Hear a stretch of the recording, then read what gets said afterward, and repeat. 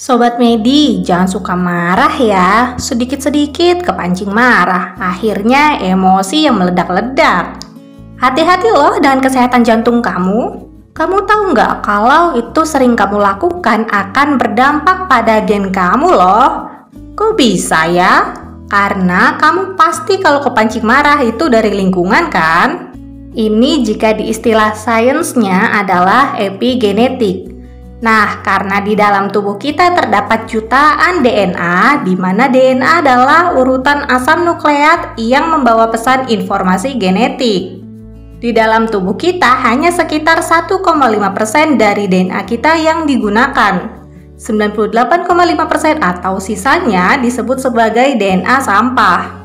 Di mana DNA yang digunakan ini disebut DNA pengkode atau yang memiliki sinyal informasi genetik dan dapat digunakan sebagai pengekspresian gen. Sedangkan DNA sampah termasuk DNA non-coding atau tidak sebagai pengkode, di mana belum diketahui fungsi lain yang tersembunyi yang belum diteliti. Ternyata di DNA kita ada yang disebut DNA sampah ya. Kita lanjut ya. Oke, tadi kita bahas soal gen ya. Gen itu seperti perpustakaan genom atau keseluruhan informasi genetik yang dimiliki individu. Kombinasi asam nukleat inilah yang jumlahnya tidak terbatas dan dapat diekspresikan juga pada gen tersembunyi dalam DNA sampah. Terus apa sih hubungannya dengan emosi?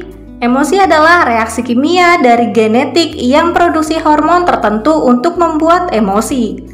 Dan emosi yang dapat direspon gen jumlahnya tidak terbatas dan tidak ada ujungnya. Maka jika lingkungan seperti tadi buat kamu marah secara terus-menerus, gen ini akan merespon marah tersebut dengan mengekspresikannya.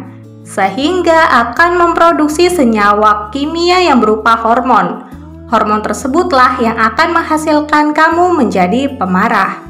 Marah yang tidak diredam akan mengarah pada penyakit fisik seperti jantung dan stroke.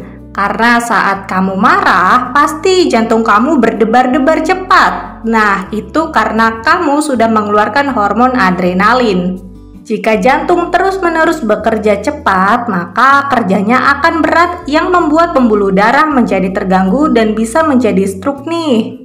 Maka dari itu, seseorang harus membuat lingkungan barunya dengan membuat emosi positif yang besar seperti lebih sabar dengan menarik napas dalam-dalam. Hal itu akan mengekspresikan gen dan produksi senyawa kimia berupa hormon tenang. Sehingga jika dilakukan terus-menerus, tubuh akan sembuh dengan sendirinya. Jadi gimana nih Sobat Medi? Yuk lebih sabar dan tenang lagi biar kesehatan jantung tetap terjaga. Mau info kesehatan lainnya? Yuk cek bio dan deskripsi video ini ya.